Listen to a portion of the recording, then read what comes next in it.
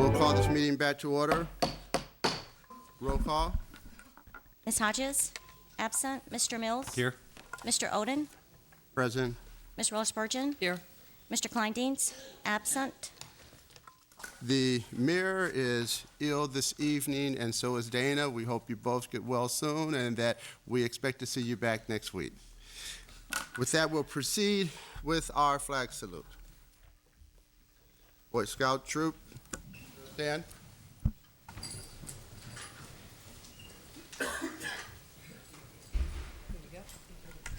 Color guard, prepare to advance. Advance.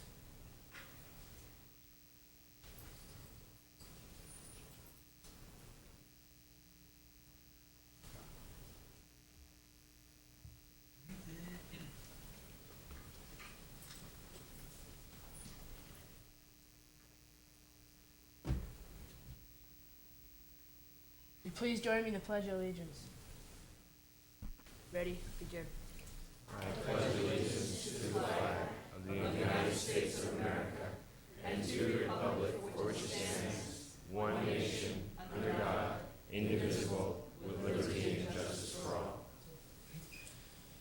Color guard, prepare to post colors. Post colors.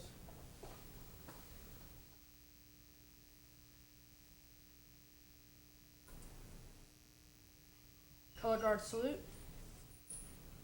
2. Color guard, regroup.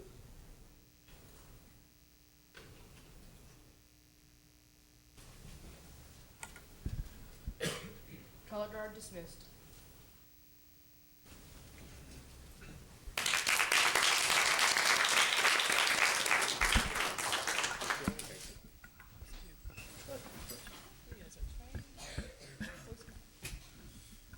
Our invocation this evening will be presented by Chaplain Vincent McMorrow from Desert Regional Medical Center. Welcome. Thank you. Good evening, Mr. Mayor, council members, and fellow community members. I would like to ask you all to bow your heads in a moment of prayer with me. Let us meditate on the words I'm going to share with you, and each of us according to our own individual beliefs.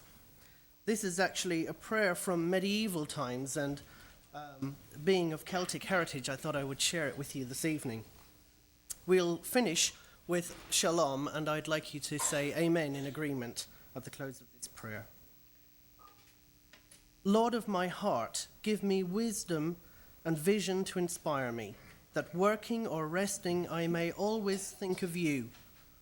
Lord of my heart, give me light to guide me, that at home or abroad I may always walk in your way. Lord of my heart, give me wisdom to direct me, that thinking or acting I may always discern right from wrong. Lord of my heart, give me courage to strengthen me, that among friends or enemies I may always proclaim your justice. Lord of my heart, give me trust to console me, that hungry or well-fed I may always rely on your mercy. Lord of my heart, save me from empty praise, that I may always boast of you. Lord of my heart, save me from worldly wealth, that I may always look to the riches of heaven. Lord of my heart, save me from military prowess, that I may always seek your protection. Lord of my heart, save me from vain knowledge, that I may always study your wisdom. Lord of my heart, save me from all things that are not good for me, that I may always find joy in your wonderful creation.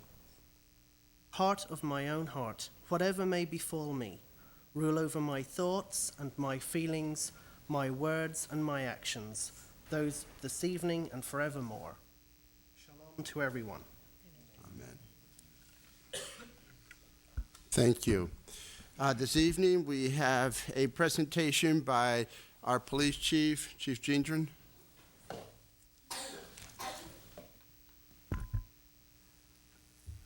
Good evening. Good evening and welcome. The police department would like to do a presentation of appreciation to a longtime friend of the city and the police department, Susie Campbell.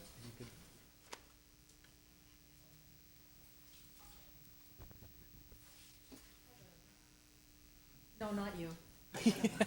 Susie, I'm and, talking to the dog. okay, and your daughter Shannon is here as well tonight. husband.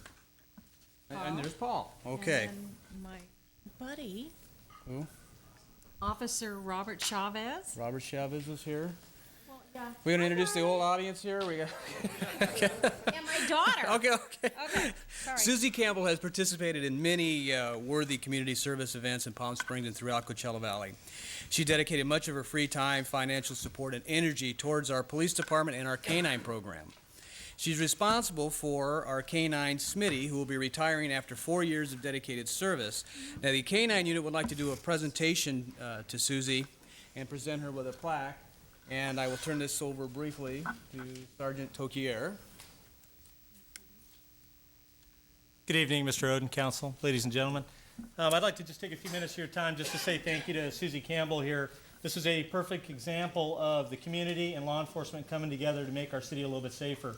Susie's a great friend of the police department. She's given us a lot of funds in a lot of areas, not just canine, but also in our special weapons team. And this right here is a photograph of the dog that she donated 4 years ago, Canine Smitty, who was assigned to Officer Gerald Buckland. If I could get you up here, Jerry. Officer Buckland served 6.5 years as a canine handler. For those of you that are familiar with canine, that's a tremendous amount of time in canine. Most handlers spend about 3 to 5 years. Jerry spent 6.5 years and had 2 dogs during that time frame. So on behalf of the unit, we really thank you, Jerry, for your time and your effort in the unit. And Susie, we really appreciate that. And from the canine unit, it says Palm Springs Police Department Canine Smitty, in service from 1999 to 2003, donated by Susie Campbell, and sincere appreciation for your continued support. And that's for you. Thank you. Thank you, Susie.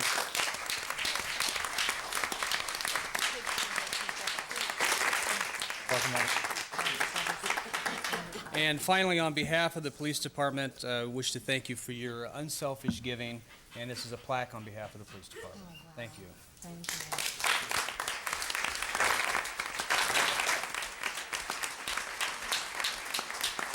And you can go up and Oh, and kiss faces? Oh. there you go. Get ready.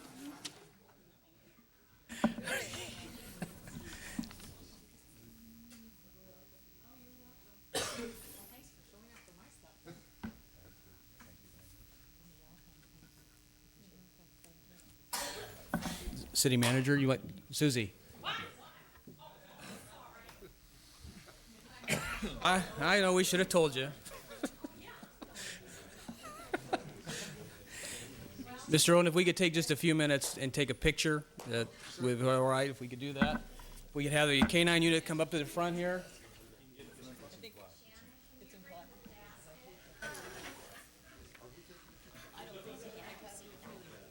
You could be in the picture too.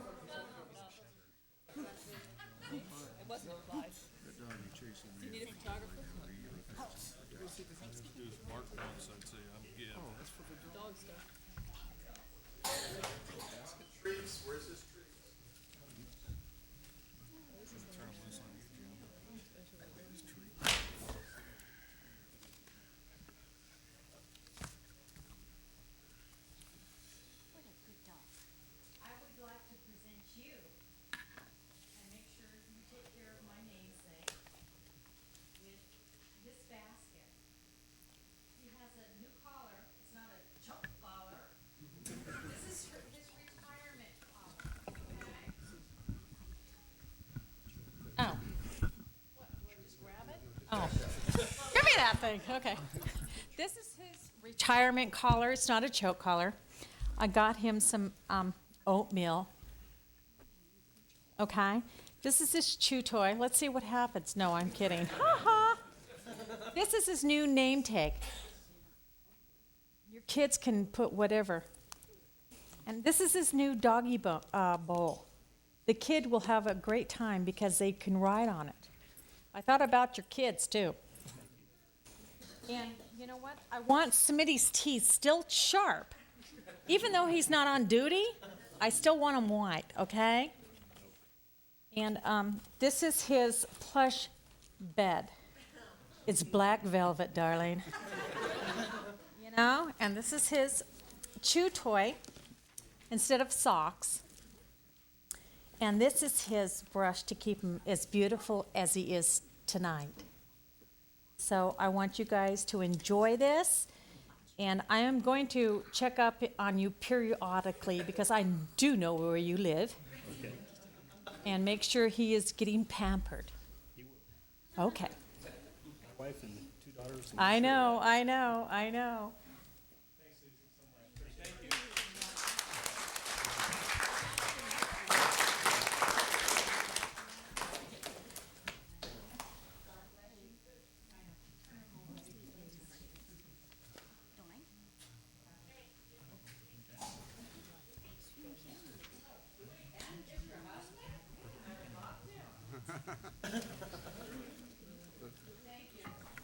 Thank you.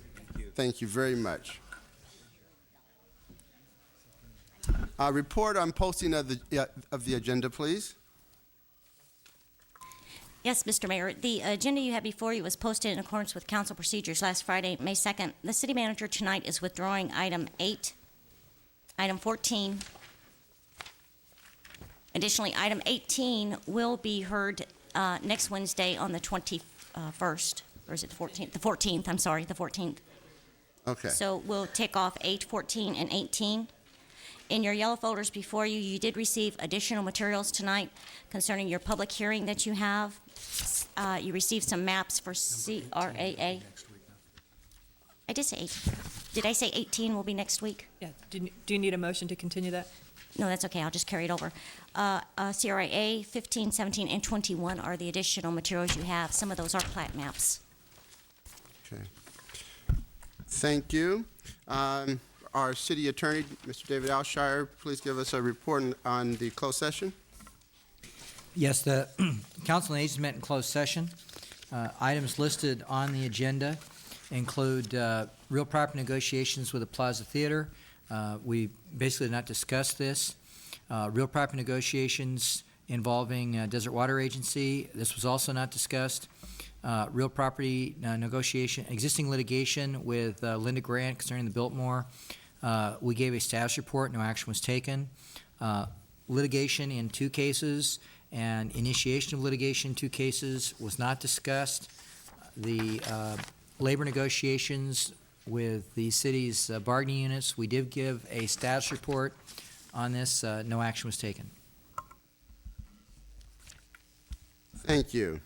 The Housing Authority, the Financing Authority, Industrial Development Authority have no business this evening, and we will adjourn as the City Council and convene as the Community Redevelopment Agency.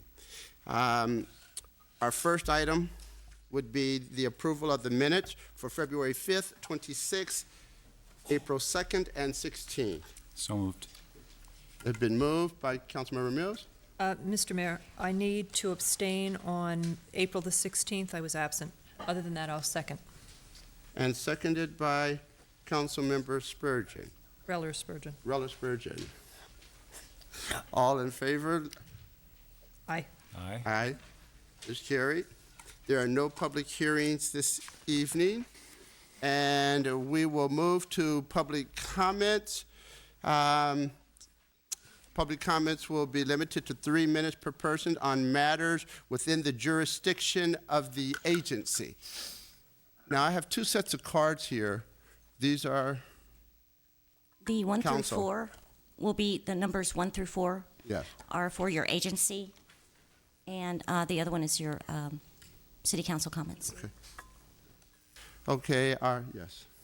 Our first person up to speak is Pat Johansson.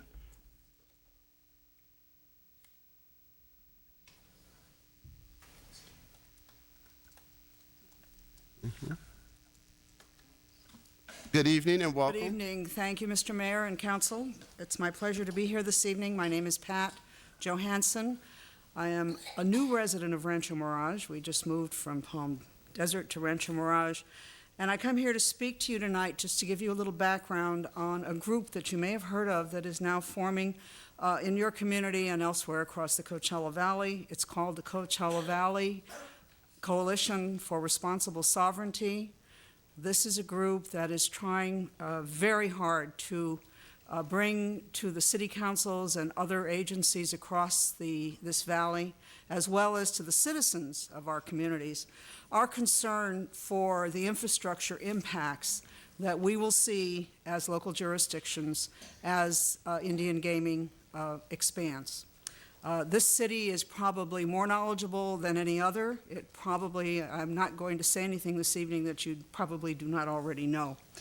But it's important for us all to understand that this coalition and most of the organizations that we work with are not opposed. We support Indian sovereignty. We support Indian economic development and economic self-sufficiency.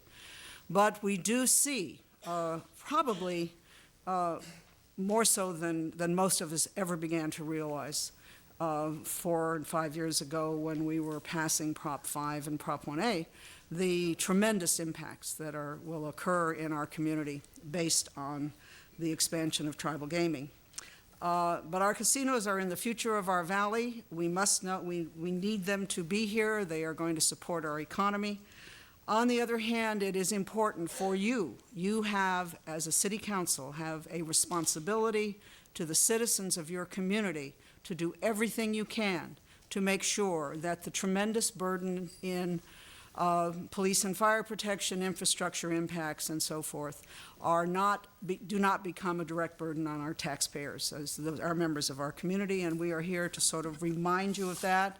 I have given to the city clerk copies of this report that was prepared for us in partnership with hotel employees and restaurant employees. Their research department helped us prepare this. Most of you will know most of the information contained herein, but I would like you to have a copy, and I assume the city clerk will pass it out to you.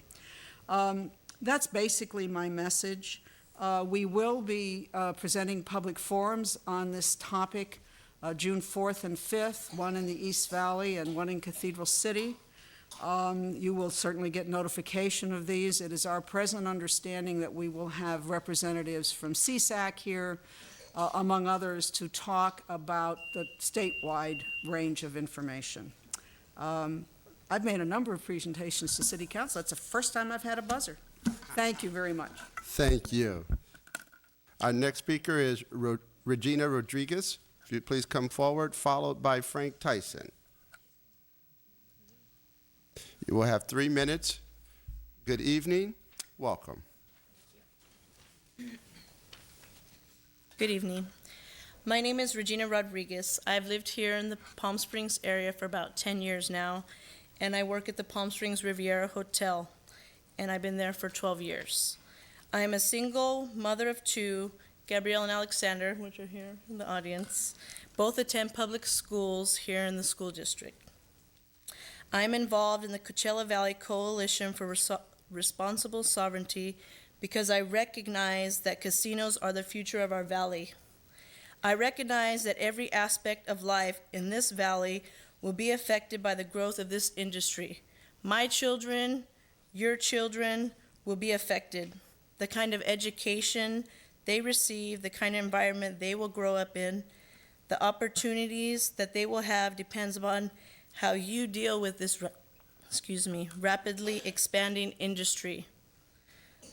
The city faces a large budget crisis. The state faces an even larger fiscal crisis, and our local schools will suffer. Where will all the money come from?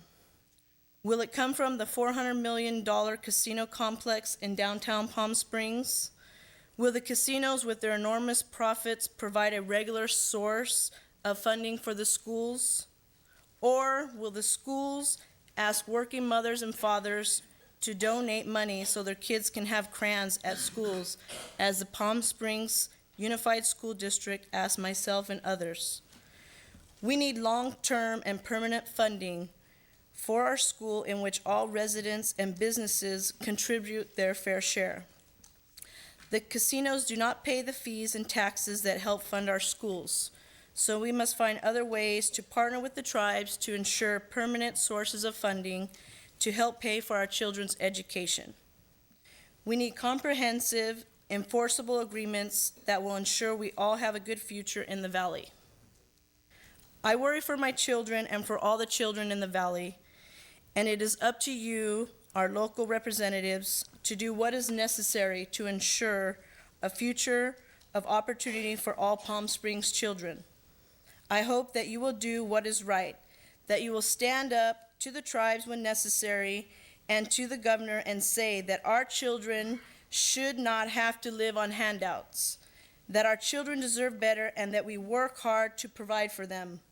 And now I ask that you too work hard to advocate on our behalf to make sure that the needs of children always come first.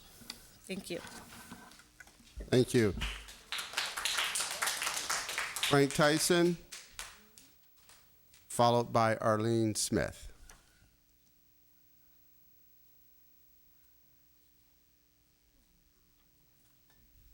Frank Tyson. I am a member of this coalition, which is one of the most unusual coalitions in the Coachella Valley, since it has Republicans, Democrats, civil libertarians, environmentalists, labor, business, etc. As a member of this coalition, I hope that you'll read this report carefully.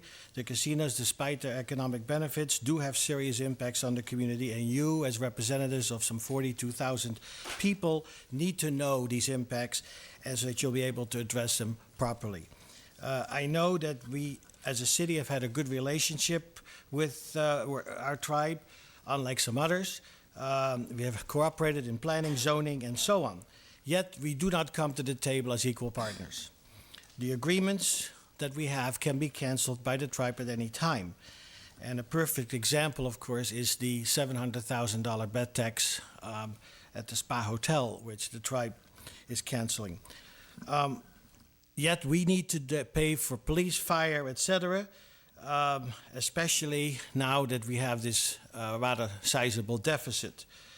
Gaming is controlled by federal law, which in turn gives the governor the right to negotiate with the tribes on behalf of the state citizens. It's up to the city, to our city, among others, to let the governor know that when he renegotiates the compact with the tribes, that we need some binding agreements, and the emphasis is on binding agreements to make sure that we as a city have the protection that we need from casino development, fiscal and otherwise. Thank you very much. Thank you. Ms. Smith?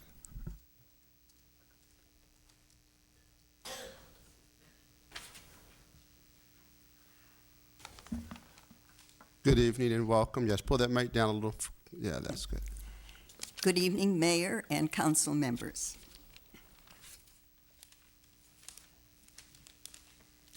My name is Arlene Smith. I moved here in 1966 and now live on East Andreas.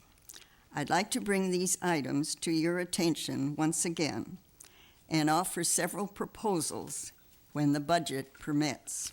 First, make mandatory numbers on all businesses and residences before a catastrophic fire or violence occurs. Install clearly visible street signs at every intersection before another fatal accident happens. Overhaul the sprinkler system to stop the daily waste of water, our most precious commodity.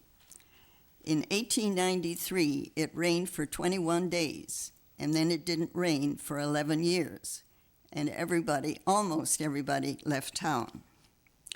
Install a citywide recycling system to meet state requirements and avoid penalties. Without further delays, provide basic needs for the homeless, many of them veterans and families. They've been treated like outcasts for a long, long time. I really do appreciate the concerns at Vistocino, but may I suggest less, not in my neighborhood, and more, there for the grace of God go I.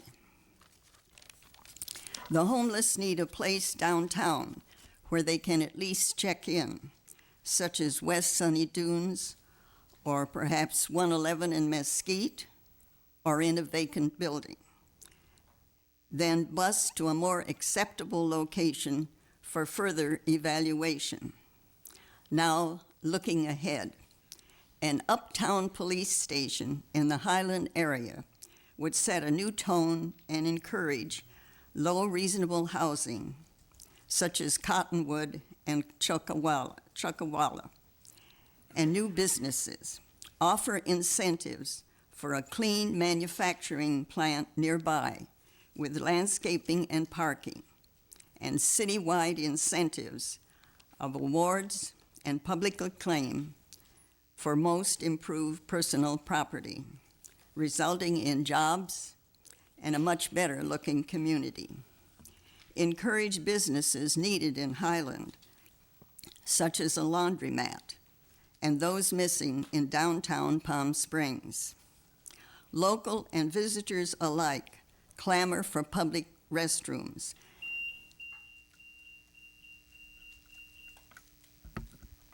Thank you. I have lots more to say, but no time to say it. Thank you. Thank you so much, Ms. Smith. If there are no further public comments to address the redevelopment agency, we will move on with our agenda.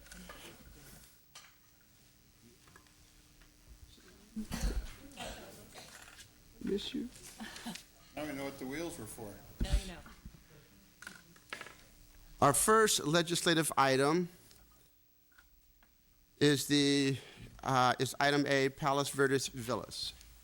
Thank you, Mr. Mayor, members of council. This is a request from the buyers of the property for the transfer of ownership, and I would request Mr. Raymond, our Director of Community and Economic Development, to give the staff report on the hearing. Thank you. Good evening, Mr. Chairman, members of the agency. The agency entered a owner participation agreement with the developers of Palos Verdes Villas back in 1992 for the construction of the project. In that agreement, the apartment complex, which is 98 apartments on East Stevens, east of Indian, has 20 restricted units. Those are restricted for persons of lower moderate income. And that is that's sort of our equity in the project. As part of the OPA, and as part of all of our OPAs and disposition and development agreements, we reserve the right to approve the transfer of the property. The property is in the process of being sold.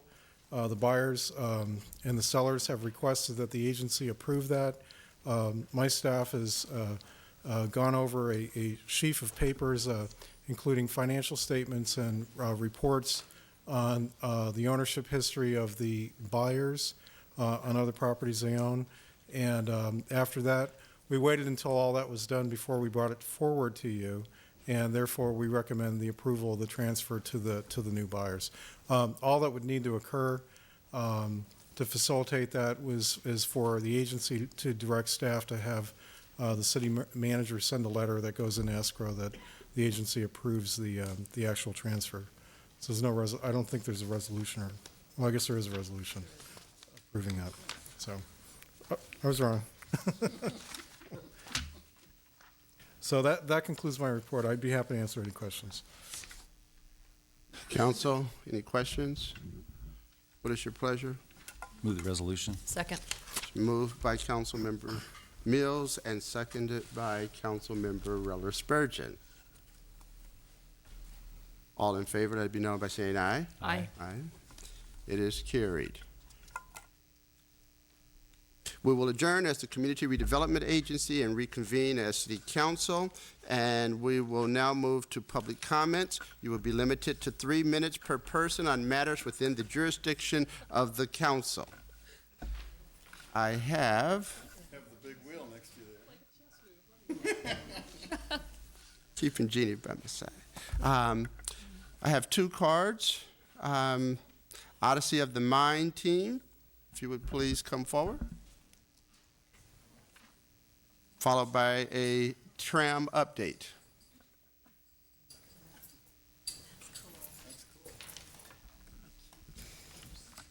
Good evening and welcome.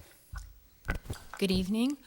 I am a teacher at Raymond Cree Middle School, and I'm honored to be here tonight and to have had the opportunity to coach young geniuses. These are the future architects of Palm Springs of America. And it's through the program of Odyssey the Mind.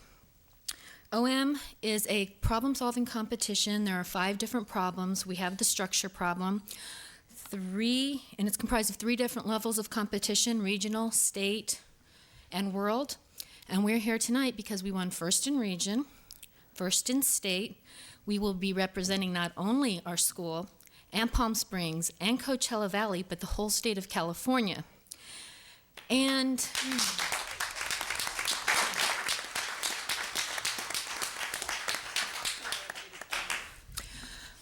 due to budget cuts, we were informed that the school has no money to help send us on this adventure to compete at World with other geniuses and other future architects.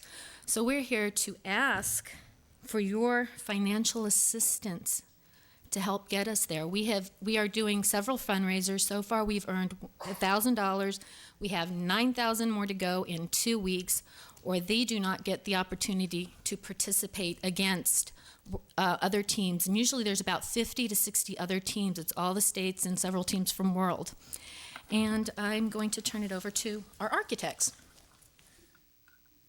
The structure problem for Odyssey of the Mind was very challenging. We had to, we have lots of builders, and as you can see, we have lots of glue on our hands, and we've been working overtime to get prepared for Worlds. And we've been locked in a closet working for weeks now. And I'm one of the head builders, but to pass it over, because we're gonna have 52 seconds left, over to the head designer, Alex Ross.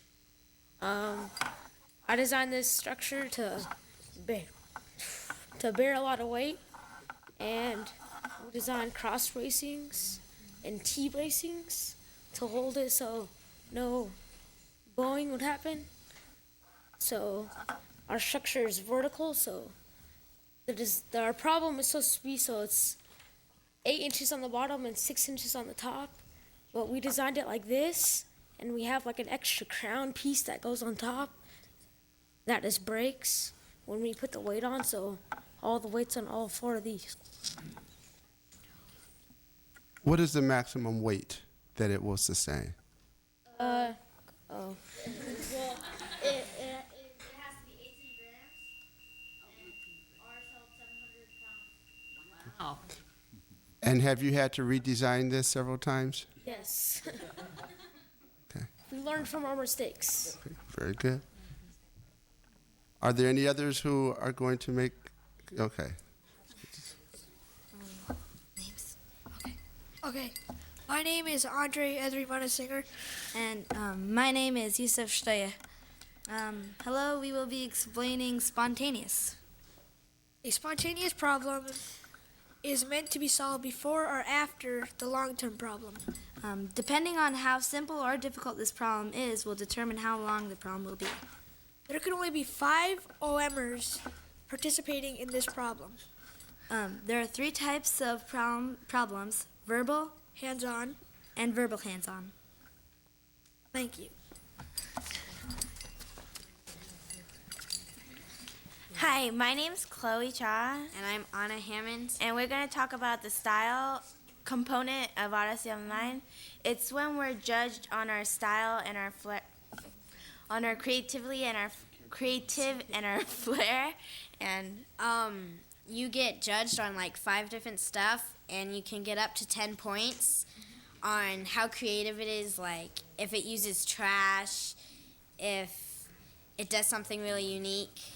And one of ours is we designed a box because we have these consciences and the devil and the angel, and I play the devil part, and we're sitting on the person we're telling them about, and so it looks like we're sitting on their shoulders.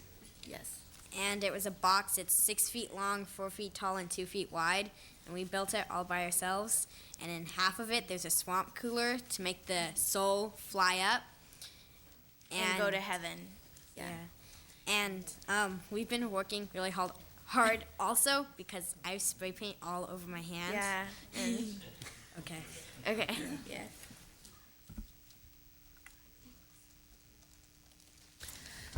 I would like to clear something up. They said they get locked in a closet. I don't lock them in a closet. They do work really long hours. I have a classroom. Next to my classroom is a closet where they can work and make all the mess they want so that my classroom stays clean. So I didn't want you to think that I lock them in closets to make them work. And I'd like to appeal to the viewers that are watching tonight and business owners to see what they can do to help us out. If you would like to make any donations, you can make it at Raymond Cree Middle School, care of Odyssey of the Mind. Attention, Janet Gray. Do you have a number? The school number is 416-8283.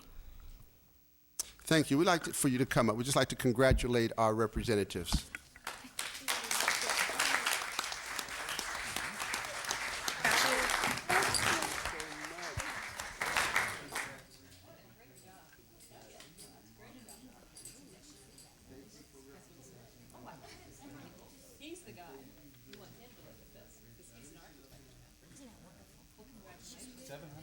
Thank you so much.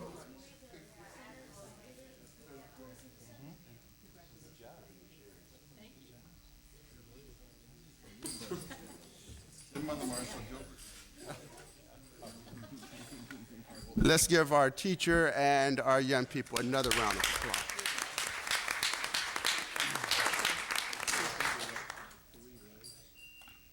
Well, that's a hard act to follow. I'll Good tell you. evening. Anyway, Mr. Odenmayer and City Councilman, I'm glad to be here this evening. I am the Vice Chairman of the Tram Board, our governing body for the Palm Springs Aerial Tram. And you know, before I start this, I just want to extend my congratulations to all of you in the Odyssey of the Mind program. We had two daughters that were in that program too. I can't say enough about that.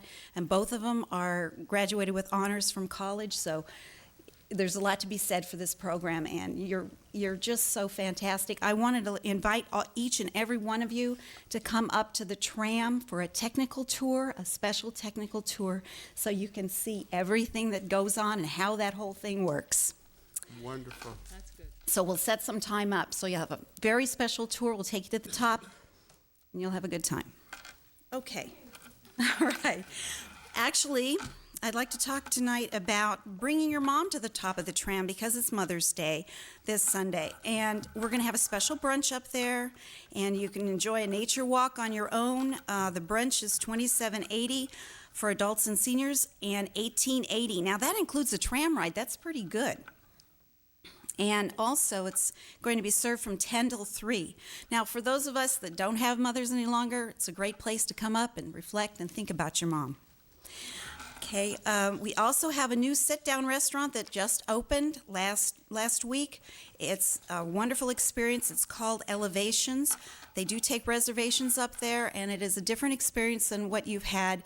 Very, very high-end food available.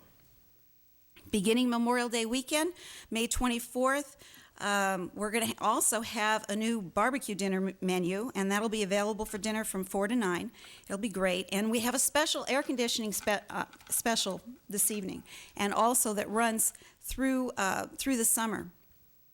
From the 15th of May through well, actually, it's valid from June 1st through August 31st. You can get passes for the summer for only $50 for adults and $25 for kids, and it's unlimited riding throughout the summer. It's a great time up there, discounts of additional tickets, and you also get 10% off of the food up at the tram, at the top. Also, on May 24th, July 5th, and August 30th, the wonderful volunteers of the Natural History Association will have family days, and it'll take place in the amphitheater in front of the Long Valley Ranger Station, and there's going to be a variety of children's activities there. And one more thing that I just wanted to mention, we're having some wonderful experiences right now with people coming up and wanting to book weddings. Don't forget, if you're thinking about getting married, it's a great place. Thanks a lot.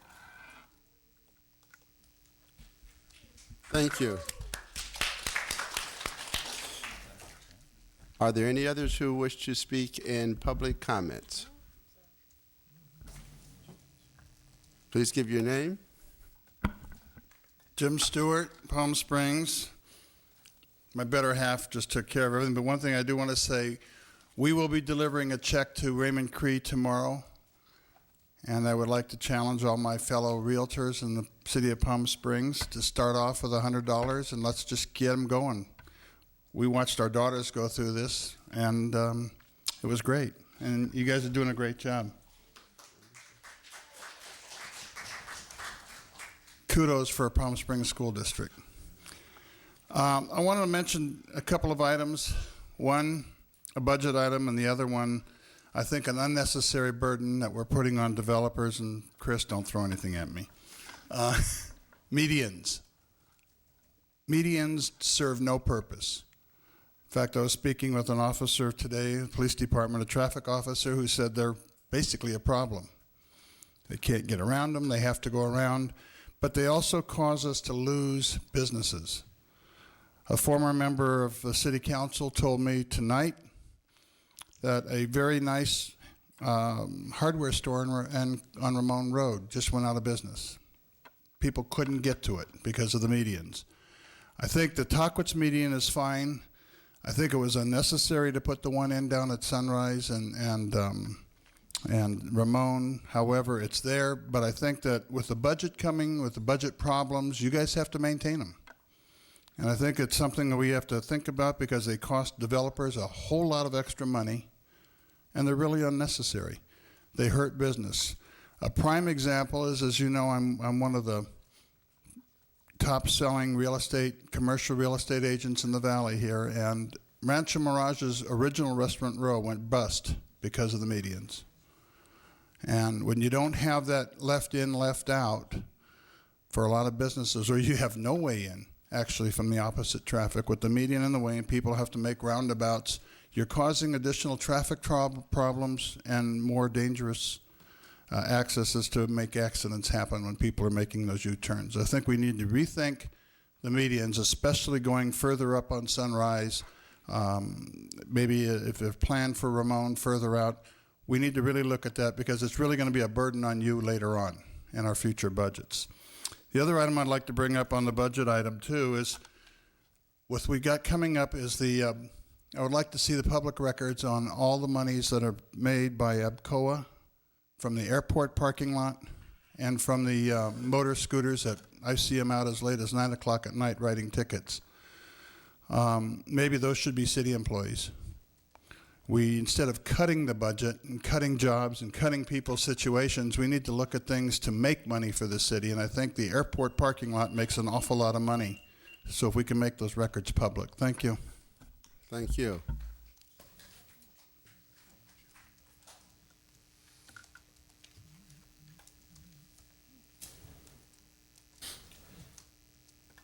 I wanted to, I was struck by the comment that Pat Johansson, who is the, Frank Tyson, I'm sorry. Comment that Pat Johansson, who is the chairman of the Coalition for Responsible Sovereignty, made, that this is the first time she had been struck by the bell in testifying for all the different councils around the valley. And I have said in some of these presentations, and it's true, I think there seems to be a more relaxed atmosphere in other communities about public comments, and people at least get to finish a sentence. And I think that maybe thinking about rethinking, we ought to rethink our policy about public comments. I realize you can't be here all night long. You've had that problem before, and some people will go on and on. But we are definitely the least friendly atmosphere in the valley after I have been sitting in some of these presentations, and everyone is very relaxed, and there's a kind of it's not us against them, we're all in this thing together kind of atmosphere. And I know that you all mean to do the right thing for the community. And maybe you ought to discuss this sometime. Maybe we can have some policy where at least a person, if he needs an extra few seconds or maybe a minute even, let him have it just to make his point. I mean, some people go on forever, and I understand that, but I think it would help our image and would help our way of doing business and being a friendly community to the citizens. Thank you. Thank you. Are there any others who would like to speak in public comment? If not, then we will close public comments and proceed with our agenda.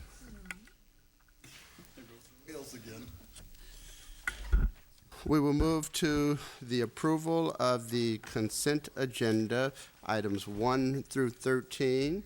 I will be abstaining on the minutes for April 12th. I was absent. Is there any other things that you would like pulled? And item 8 has been pulled as well. Mr. Oden? Mr. Mills? I'd like to pull number 4. And I have some abstentions on 13. The abstentions on 13 are 986245, 986380, 986381, and 986689, business related. It's not as bad as it seems because it's for 2 meetings, so. Mr. Mayor, I need to abstain on warrants 986370, 986477, 986807, 987254, 987367, all husband-related.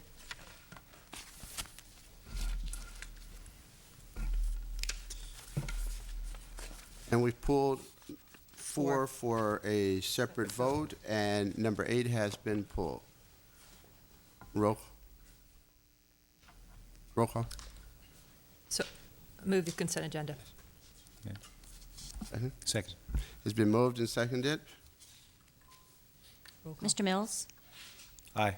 Ms. Willis Burton? Aye. Mr. Mayor? Aye. 3 and 2 absent. Item number 4. Mr. Oden, all I was really looking for is just to have a question answered by whoever needs to do it. Mr. Reddy? Yes, sir. Yes, Councilman. The question was, I understand what we're doing here. What I was trying to determine is who, meaning I guess it's which station, has the existing 2 units, and which station will get the new units? That is a good question, and for that question, Councilman, I would defer to the fire chief. Thank you. I knew you would. Good evening. Good evening, Mayor and council members. The defibrillators that are listed here are for the paramedic program, and we have 2 existing defibrillators. One is on the medic squad at Station 1, and when we have staffing available, in other words, paramedics on duty, enough paramedics, then we staff the fire truck at Station 2, and we placard the truck as being a paramedic truck at that point. So at this point in time, we have the 2 defibrillators. They're deployed at Station 1 and Station 2, and the 3rd one that's in the package would be a brand-new unit, and it would be available to be deployed wherever we might have the 3rd paramedic on any given day. So I cannot tell you at this point in time where the 3rd one would actually be deployed, but somewhere at either Station 3, 4, or 5. And do you have the staff now for the 3rd one or not? On occasion, we do. Yes. On occasion, we are staffing 2 paramedics on a fairly regular basis with the existing staff of 8 paramedics, and periodically we can staff the 3rd one. Also, it gives us, on those days that we don't have the staff for the 3rd one, it does give us a backup unit that we've had to call into play in the past when a machine fails. One of the reasons when we first started into this program, we standardized with Cathedral City. And we have had occasion where our unit has gone down and we have had to borrow from Cathedral City. It's only happened once, but we would like to be in a, only has to happen once, and we'd like to be in a position of having that third one available for that occasion. Thank you, Chief. Thank you. Second. Moved by Councilmember Mills and seconded by Councilmember Reller Spurgeon. Roll call. Mr. Mills? Aye. Ms. Rella Spurgeon? Aye. Mr. Mayor? Aye.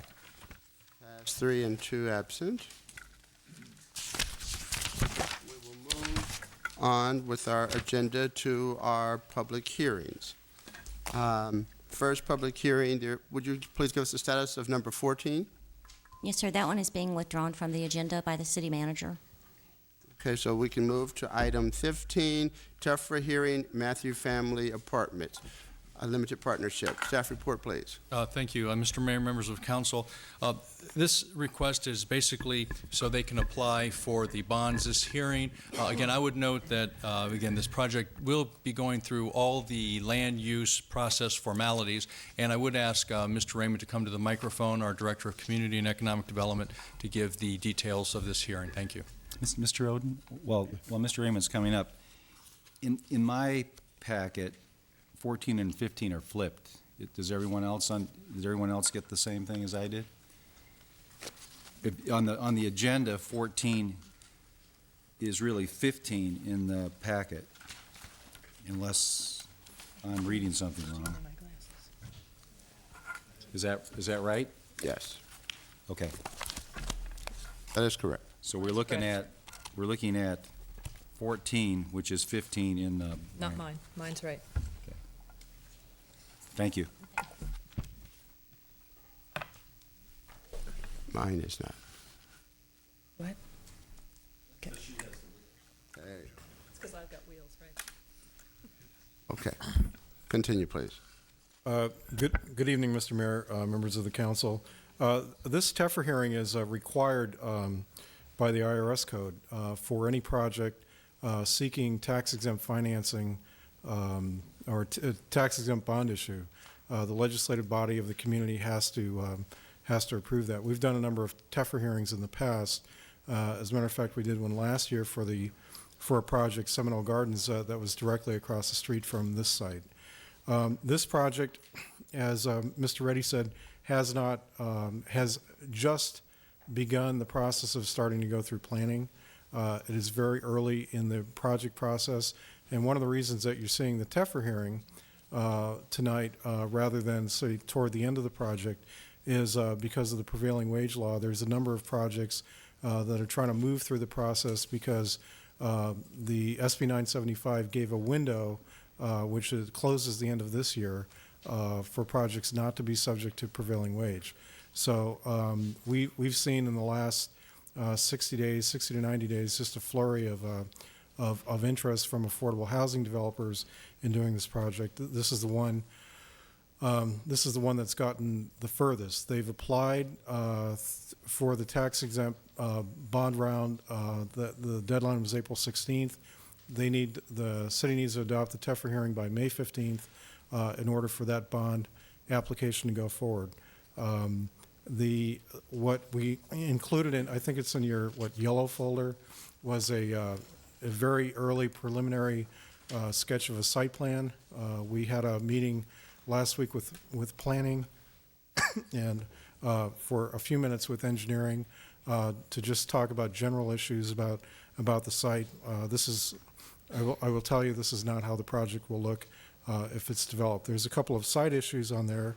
The lower right-hand corner, which is a big blank triangle, is a mountain, and they're not going to be building apartments on the mountain. There's a change in elevation at the rear of the site of about 10 feet, and the little stream that they show is actually kind of a channel that's been carved out kind of at the base of the mountain. So flood control has a lot to say on the size of a potential retention or detention basin that might potentially be on the site or across the street, and so they've got a number of issues to work through. But the developers are here. They are putting the financing together. It's a good development group. They're out of Orange County. They've built a lot of apartments. They've got probably the strongest financial partner in the business, one of the strongest in the world, behind them, and we think this will be a good project. If you remember, we looked at potentially a project on this site about 2 years ago. It was another developer. It was about 104, 108 units. This one, although it says 129 in the staff report, probably will come in more in that range, somewhere between 96 and 104, 108 units once you put all the buildings on the site. So with that, I'd be happy to answer any questions. This is a public hearing, so I guess we'll take testimony if anyone wants to speak to it. Are there any questions? I have one. Inasmuch as there's no project as of yet, what does our approval mean? Well, how does it obligate us? Is what I'm Your concern is that if ultimately, when it gets to you on the land use, I don't believe it. You're still free to. You haven't made any commitment in the project.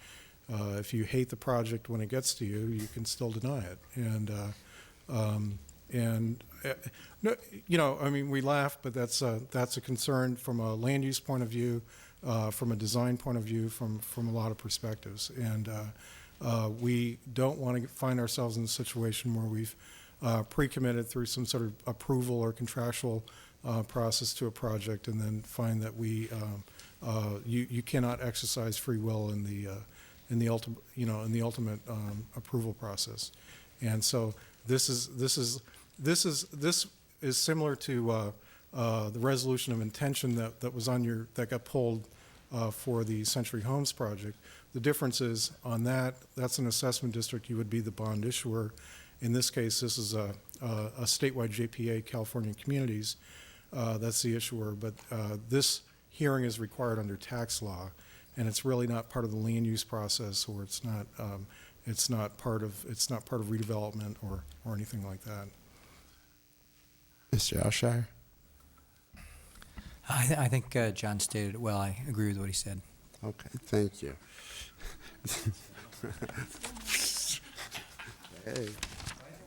I'll have to buy him lunch tomorrow. Okay, then at this time, we will open the public hearing. Anyone wishing to address the council on this matter, you will have 5 minutes.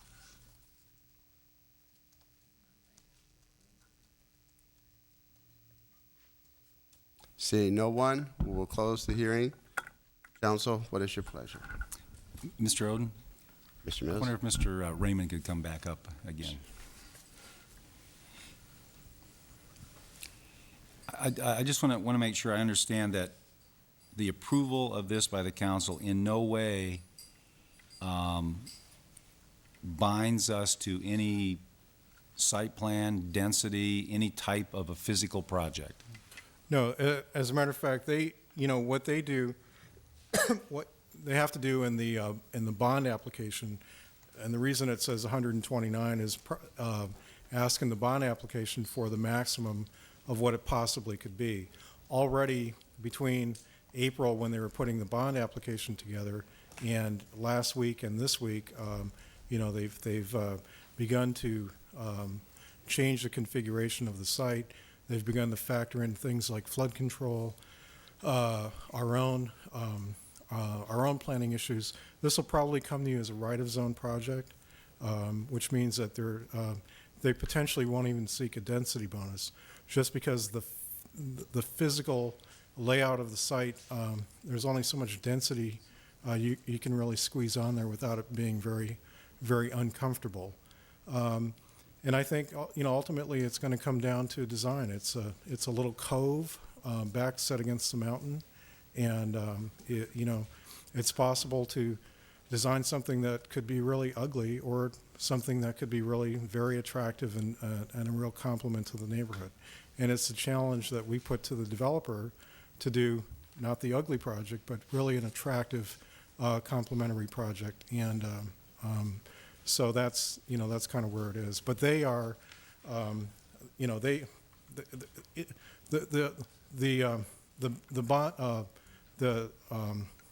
CIDLAC is not going to give them more bonding authority than they asked for, so they have to ask for the maximum.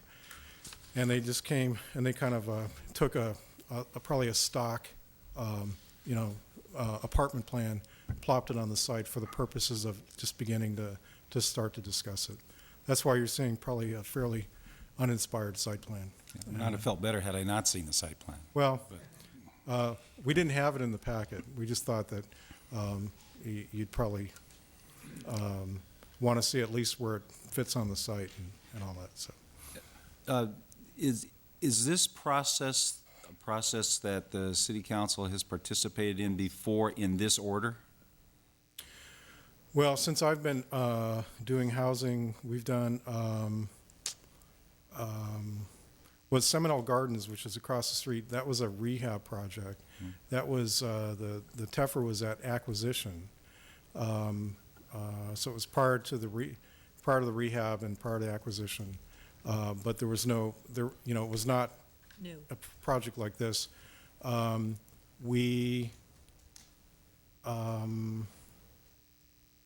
just trying to recall. I don't think so. It is, and I think we even acknowledged in the staff report, it is kind of an unusual.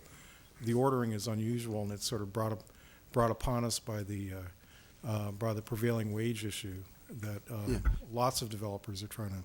If you would please state for our viewing audience the reason why they're asking for this ahead of time. Well, the 2 years ago, in the state's wisdom, they adopted a prevailing wage legislation, which requires what they call prevailing wage, which is actually very high sort of union wage for all construction projects that are funded by the state, funded by redevelopment, and a whole host of other agencies. And what it has the potential to do is raise the cost, the per square foot construction costs on a project like this. We looked at an example a couple of weeks ago of another developer that had costed out a project in another county with a hard physical cost at $58 a square foot, and then the recosted it, excuse me, at prevailing wage, where it was $82 a square foot.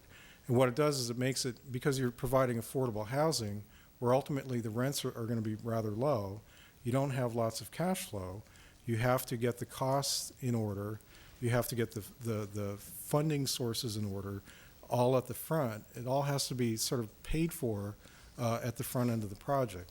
When you have a factor that increases the cost potentially 30%, you now have an uneconomical project. There's almost nothing you can do to make the economics of a project under prevailing wage work, except for us, say as a redevelopment agency, to throw a lot of money into it, maybe more than we would be comfortable putting into a project.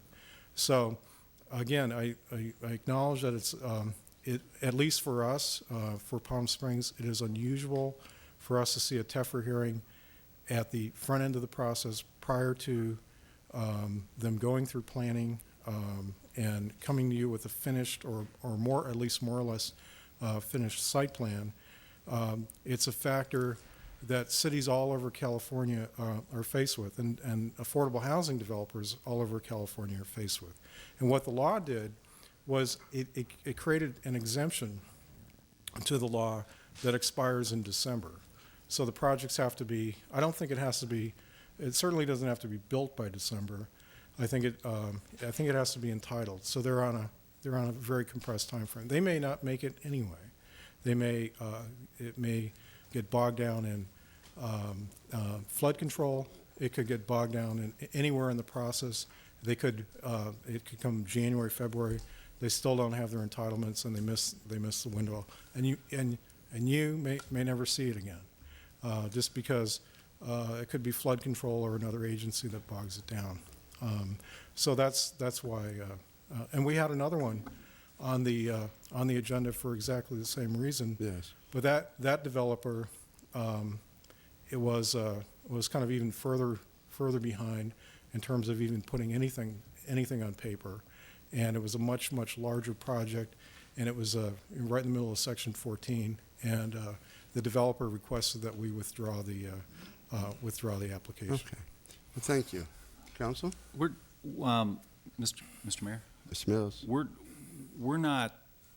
We are essentially tying this commitment to a developer then, and not a physical project. Is that right? That's And I know in the past, having been on the Planning Commission, when we've done these before, the developer, his management styles, techniques, security, everything to that nature was scrutinized heavily by the Planning Commission.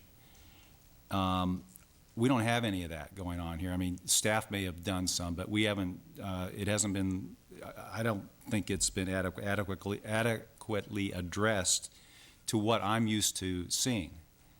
I'm not saying that it isn't good or isn't bad. I'm just saying that question has come up in the past on other projects. Before we essentially commit to a project, those things have been checked out thoroughly. And I understand the time issue here. So you're essentially asking us to rely on the research you've done and your staff essentially. And I'm not saying that's a bad thing, but I'm just saying that it's not what I'm used to seeing and making sure that we're getting the best project possible from not just the physical nature, but also from the management and how it's operated and how it's maintained and how the people how the residents of the project are made responsible, and there's a whole myriad of things. So that's the uncomfortableness I have. But on the other hand, I am weighing the prevailing wage issue too, which I know is a big issue. Thank you. Mr. Elshire? This is a difficult situation. It is not the norm. Normally, we would like everything tied up so that you could see all of those issues that you're talking about. The council does not need to go forward and approve this tonight. We believe that that could create some economic issues for this project. We believe that legally, in terms of what I guess you're relying upon is the fact that there is a land use process that this project will have to go through. You're not going to find anybody telling the commission or the city council that if you want to take a unit out or do this or do that, that your ability to do that is restricted. And so I think, as we indicated earlier, you will have the ability of going through that process, and that's really what you're relying upon. It's that process. I think I should also say that if there's something about that process that the developer does not like, if he feels that there are considerations that go into the land use issues the developer has a problem with, it's not inconceivable to me that an attorney could waive this proceeding in front of you in terms of the developer being encouraged to go forward. We have had projects where those kinds of arguments were made. So I think we have a defense to those arguments, but certainly it is possible in a land use process that you got people very agitated about that, attorneys will make up arguments about things. So it's not totally free from doubt, but the issue is that if you don't go forward and at least let the developer to get in line in terms of this the financing opportunities, that will affect the developer's ability to economically put the project together. Mr. Elshire, so that's why I asked you the first question about what does this obligate us to? Are we under any real obligation? Because I was concerned about them coming back later potentially saying, well, you approved the funding source, which is all we are doing is saying that we basically acknowledge what they're trying to do and we're assisting them in getting the money for a project, which is a separate issue to me than the actual project itself, because we don't know what that is. That would go through our normal process. If you are then saying that you think that it would be unwise for us to tie ourselves to this process at this point without seeing anything then I think we need to hear that clearly. I'm saying, as I said earlier, that there is a legal distinction. It shouldn't be a problem. There is no connection. This is just looking at financing. You have a land use process to look at the land use issue. The only caveat that I am saying is that it is conceivable if somebody goes through a land use process and is basically upset about what you do in the land use process and decides to get into a fight over this. We've had projects, which I think the city acted legally appropriately, where we had developers saying, I was in a meeting with staff and they promised thus and so, and that was a promise by the city council, and therefore you're legally obligated to, and I'm going to hold you liable for damages because the council didn't do what the staff said they were going to do. Okay? I think you know what I'm talking about. We've been in that lawsuit. Now, so I guess I can't say to you, absolutely, it's impossible anybody could ever make that argument. Based upon the facts in front of us now, that would not be the expectation, that would not be the norm, that's not the way this is likely to go. There is a valid legal distinction. This is just the financing. This is not the other aspects of the project. But the project could go through, in the land use process, a set of circumstances where people would start trying to get creative with arguments. Just like everyone when they're Just upset like when everyone. we say no. We've been there, we've seen it. All right, thank you. Mr. Mayor, Ms. Rutherford-Spurgeon. is it not true that we're involved in this because it's going to provide us with affordable housing? Well, That's- it's certainly. That's what our interest is in this. Well, yeah, it certainly would benefit the city Sure. and the redevelopment agency because it is in a project area. We do have an inclusionary housing requirement, and this would help us meet that, so.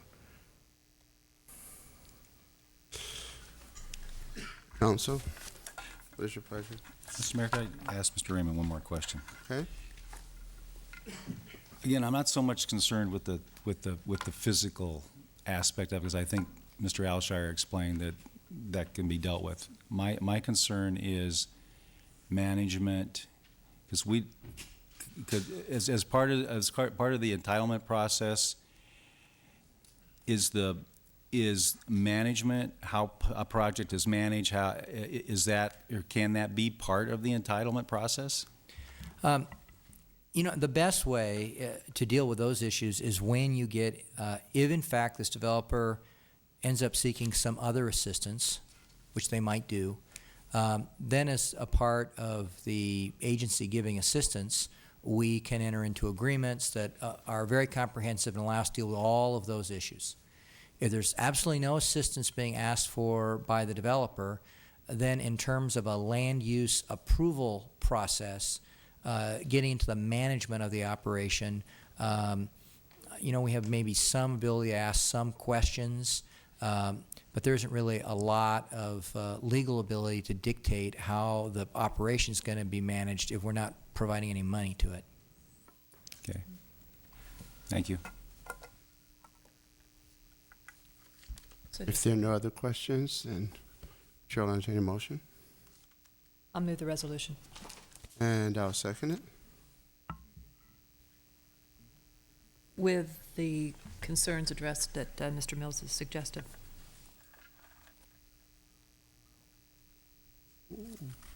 Which one? The management. The management? Yeah.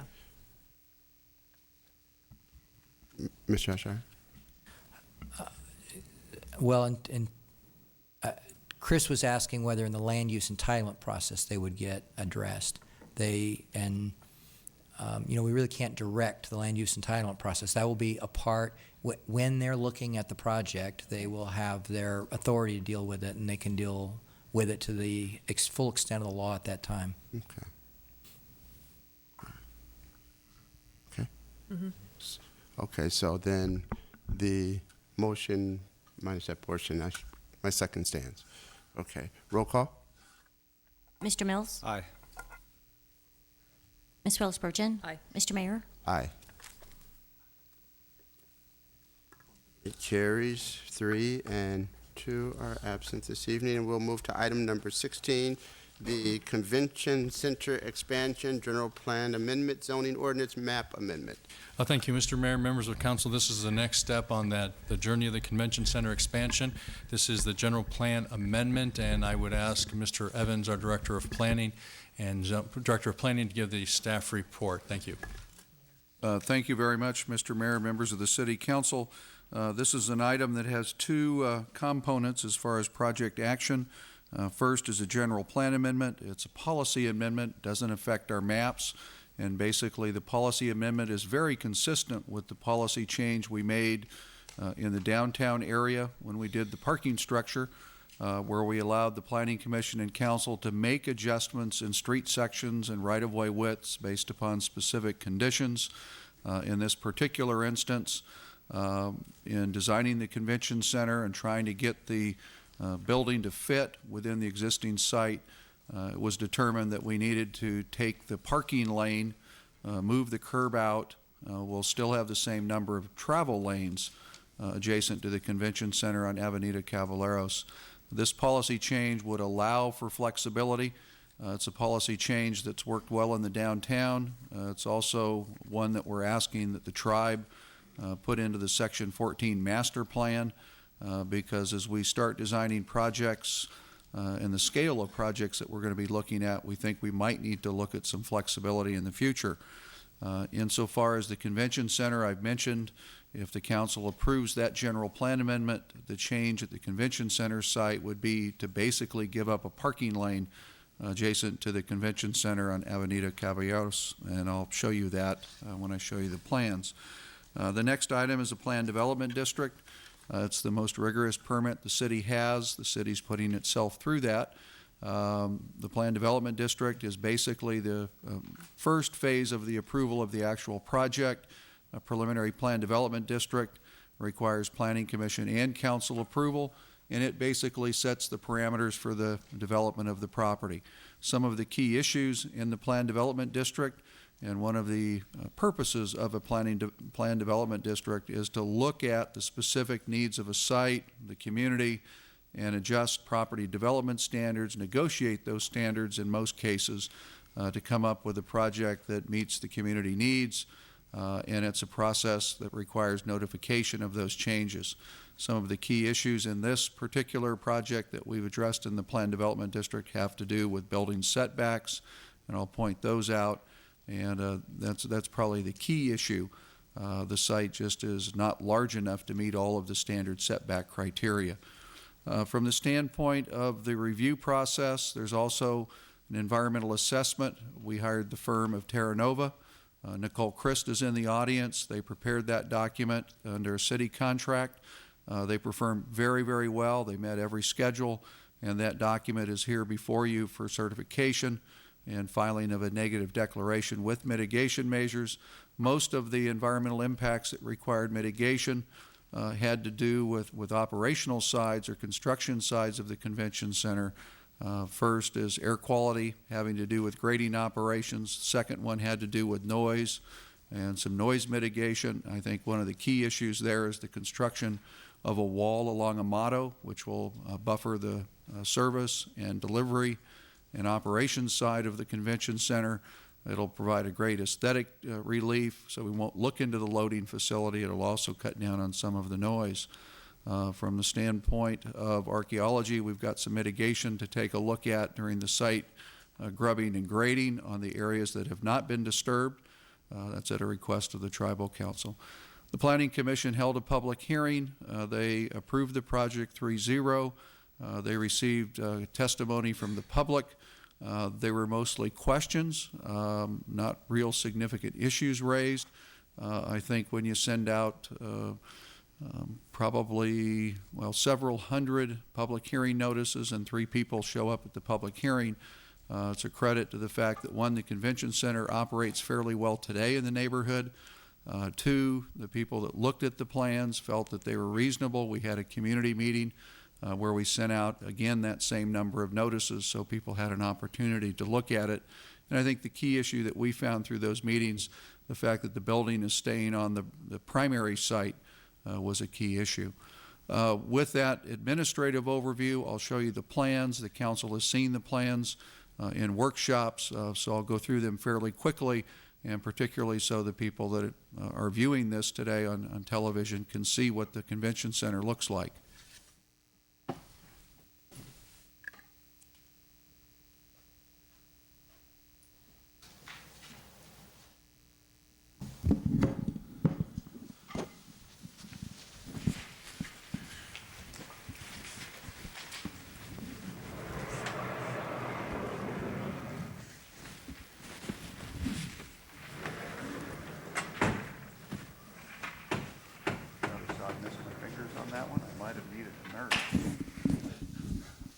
The convention center, again, is located on Amado, Avenida Caballeros, the extension of Andreas Road and Alvarado. One of the key components of the convention center is taking the main entry from the east side of the facility to the west side of the facility with a grand entryway. I think it also has a secondary entryway that for many people will act as a very, very strong and well-designed entryway, but operationally, the main entry to the convention center is here. The parking will be located to the north on Amado. Approximately 725 parking spaces would be accommodated in that location. The setback issues that I talked about, again, we're going to need to push the curb out so that the building is closer to the street than traditional setback, and push that curb out to take the parking lane. We would still have a drop-off area at the secondary entry, and then south of this location, the curb location would go back to where it currently is. On Amado, key component is a screen wall that really starts to screen an expanded trucking and loading operation. The entryway is shielded as you come in, so you come in and you'll no longer look in and see that entryway. You'll come in, the trucks will come in, you'll look at an administrative building, so it'll have a nice street frontage, even though we have a large loading facility that's shielded from the public view. Some of the columns of the edge of the building are located out close to the roadway, and again, this portion of the building has some setback variations to make the project fit and get the size facility we needed. The project design team really had to utilize the full site. Architecturally, I can tell you the Planning Commission was extremely excited from the first time they saw it. They were very pleased with the design of the facility. They thought it was very strong, very striking.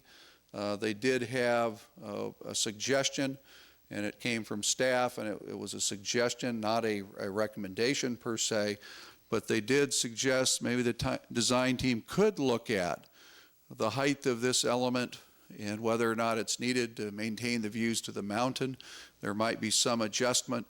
It was a suggestion. The design team heard that suggestion at a design review meeting, but that was one of the concerns that the commission had, but they didn't make it part of their actual recommendation. It was something that, they suggested that it be looked at. Michael Winters is here from the architectural firm. Michael, I think, hit the mark from a design standpoint, and I think, from my perspective, as people will talk about the Palm Springs Convention Center all the way home, and when they get home, they'll keep talking about it because it'll be a much different experience than we have today. Mr. Mayor, that completes our report. Mr. Winters is in the audience to answer any questions about technical design, and Nicole Christ is in the audience if I can't remember all of the things that came up in the environmental document. Thank you very much. Are there any questions on the staff report? Mr. Oden, I had one question of Mr. Evans. In the staff report, I'm looking at 16A3, next to last paragraph. It says construction will be scheduled during regular construction hours, which are 7 a.m. to 8 p.m. Is that true? That those are regular construction hours? Oh, I think it actually might be 7. I'll double check that. The ordinance would apply, Mr. Mills. I'd have to check that. Okay. And but the intent is that meet whatever the ordinance requirement is. The intent is to meet the ordinance requirements. We know that we're going to be fast-tracking the construction of this, and we're pretty sure we're going to have to do probably some concrete work at night, and we'll manage that in the same type of fashion that we did the parking structure downtown. The good news, this doesn't have, as many neighbors immediately adjacent in some of the areas of the building. Thank you. Are there any other questions? Then we will open the public hearing. Anyone wishing to address the council on this matter, you will have 5 minutes.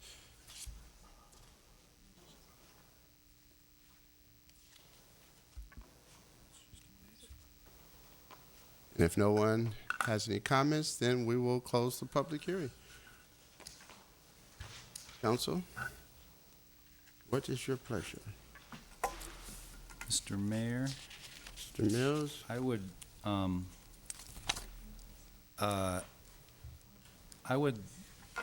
like to,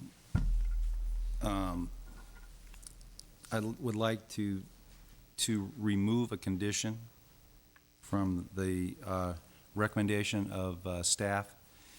And that condition is on 16A, where it says that the design team be encouraged to reevaluate the height and scale of the entry canopy on Calle Alvarado and the placement of the columns for pedestrian flow. I think it's fine.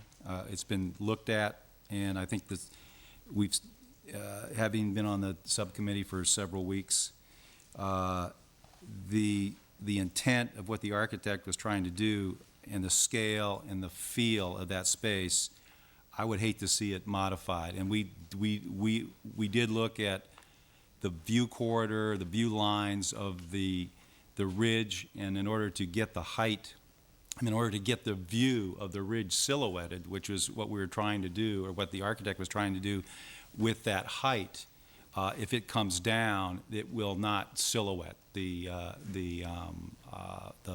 first ridge of the mountains, and I think it's very important, and that does happen. And I would hate to discourage him from where he's been. He's done several site studies that we've seen. He's done several shade studies that we've seen, and he really needs all those pieces, I feel, in order to make it work.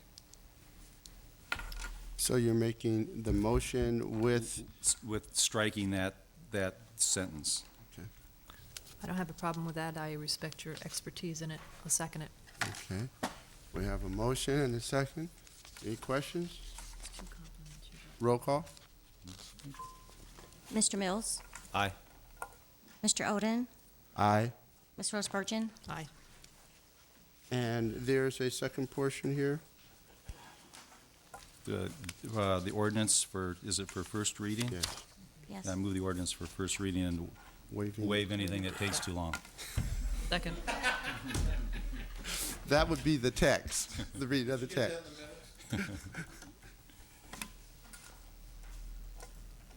This Yes. would be an ordinance of the City of Palm Springs, California, amending the zoning map by approving a change of zone from PD 164 to PD 164A for the property located at 277 North Avenida Caballeros, Zone PD 164, Section 14. Roll call. Mr. Mills? Aye.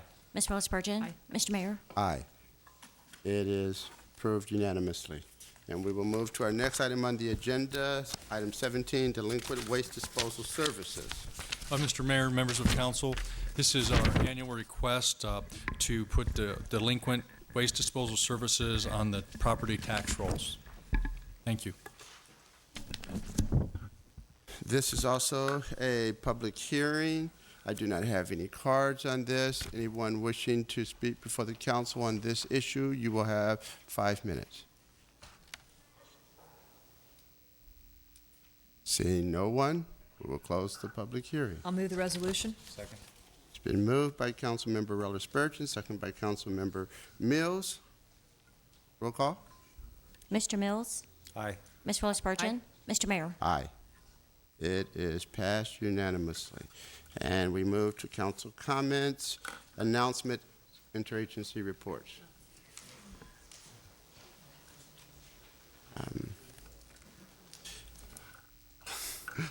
On Friday evening, the mayor, Chris Mills, and I attended the dedication of the Greenberg Family Center at the Desert Age Project and the donor wall. And Saturday evening, the mayor and I also attended the Rick Weiss Humanitarian Awards Gala, which was truly, truly an exception. They also did a videotape of Rick Weiss and his life, which I thought was extremely moving. The production was phenomenal. Oh, Mr. Reddy was there as well. It was just a tremendous evening. I'd like to say a special thank you to Earl Greenberg and David Pete for their contributions to our community.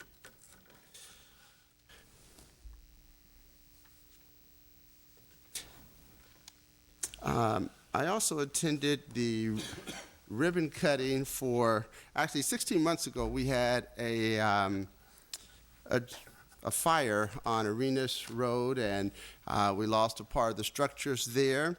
And so the oldest gay bar in the Coachella Valley became the newest street bar. So I'd like to say a special congratulations to Dick Haskamp for the marvelous job that they did in renovating the old street bar. On Sunday evening, I attended part of the Mercedes-Benz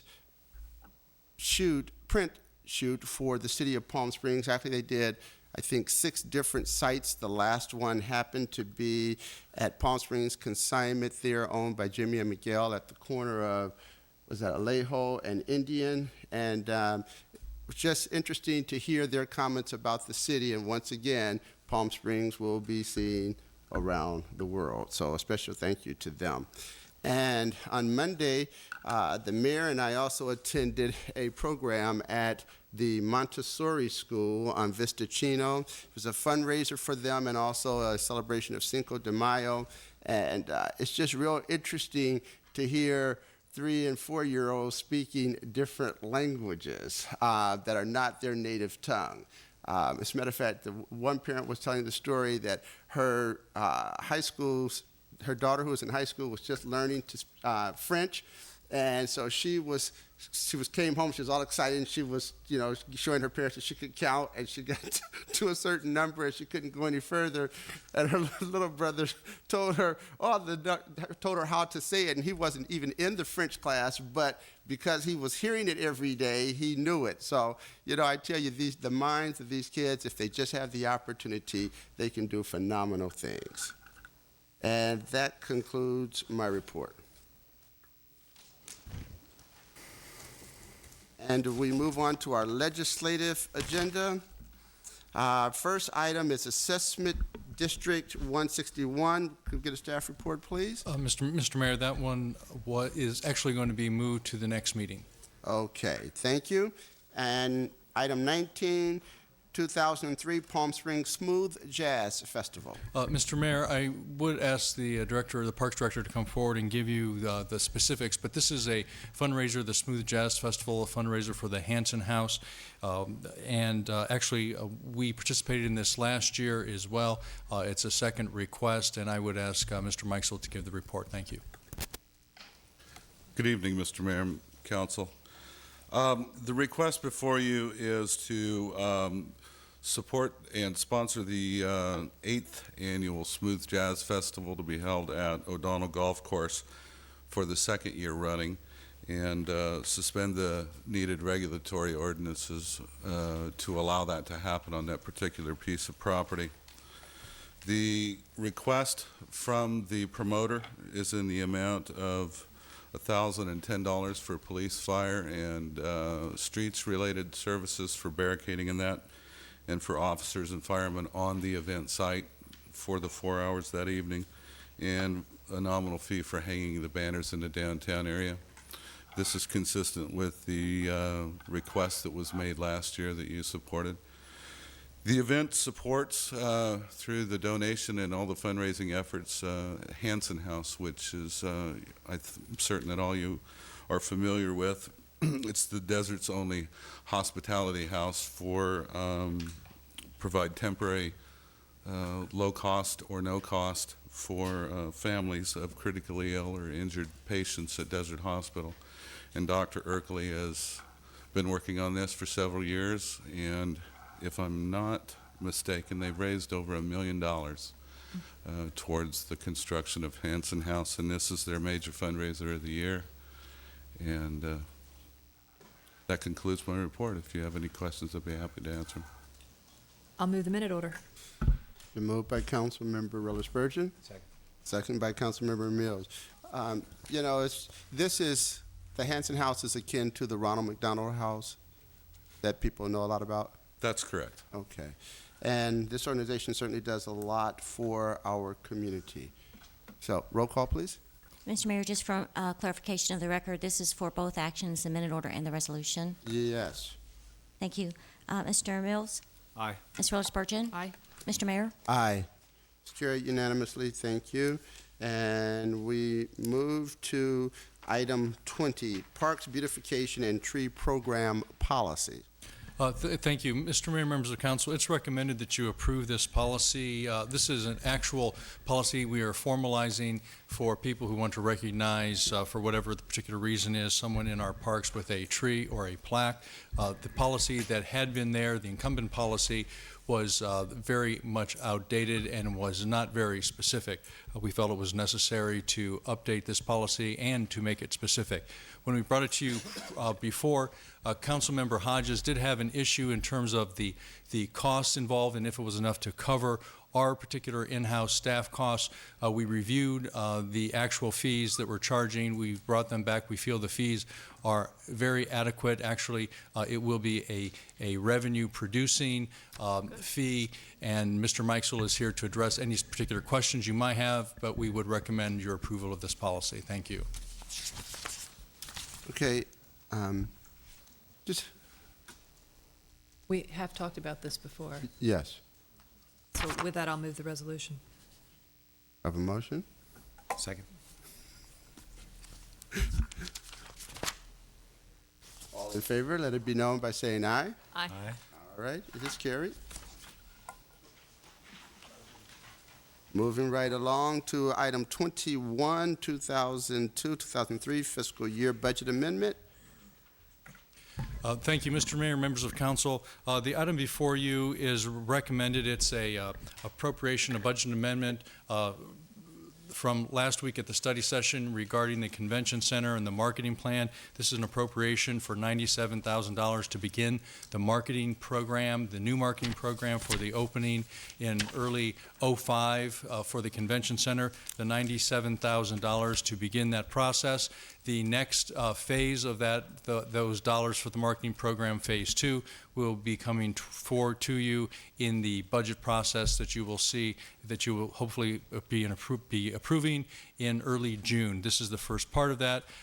Per your direction last week at study session, this is the appropriation before you today, and we recommend its approval. Thank you. Council, what is your pleasure? I'll move this as well, this resolution. It is what we talked about last week. Yes, it is, and consequently, I'll second it. Okay, it's been moved by Councilmember Reller Spurgeon, second by Councilman Mills. Roll call. Mr. Mills? Aye. Ms. Rose Spurgeon? Aye. Mr. Mayor? Aye. Passes unanimously. Are there any additional legislative items? There are none, sir. Are there any added starters? There are none. Reports and requests. Council reports or requests? Mr. Oden? Yes, Mr. Mills. I would like to see what the situation is on the Mazahari office building on the south side of Tockwitz. It is in a bad state of disrepair, no maintenance done on the project, and there's broken glass, and it looks as if vagrants have been inside living and doing other things, and so I don't know if they've been given a violation or not, but if we could get a little report on that, I'd appreciate it.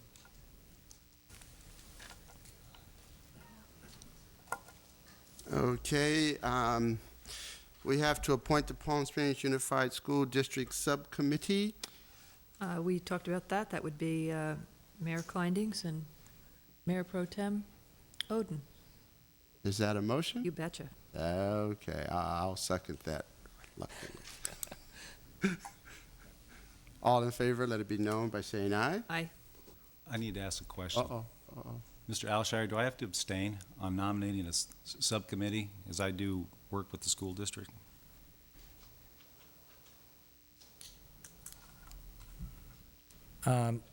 If they're a client, then you need to not participate in any manner that affects the district. The question becomes whether, well, they're a client, so you just need to Yes, they are a not client. participate. Okay. So I'm The room. abstaining. You need to leave the room. So we have a motion on the Well, floor? Yeah, except you have no quorum. Ah. So So we'll I- have to hold this- this. you- We'll continue. Yeah. We'll continue it. We'll put it on the next week agenda. That'll be fine, thank you. Or we could mail it in. Vote by mail. Public reports or requests? Actually, Chris really wanted to leave. He wanted to see what the Lakers score was, so. No. Staff reports or requests? There are none, sir. Well, the only actual request is, since we are having an adjourned meeting, I do want to request the adjourned meeting next week for the Mountain Gate and also for the skate park construction contract. I would like to bring that next week as well. Thank you. Okay, so that would be for the 14th. Is that correct? Thank you. Okay. That we have a joint meeting on May 15th, 6 p.m. with the Agua Caliente Band of Cahuilla Indians.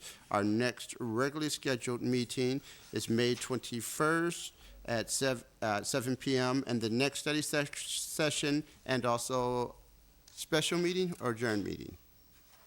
Special will be May 14th, 7 p.m., both to be preceded by a closed session at 5:30 p.m. And with that, we will call this meeting adjourned. Thank you.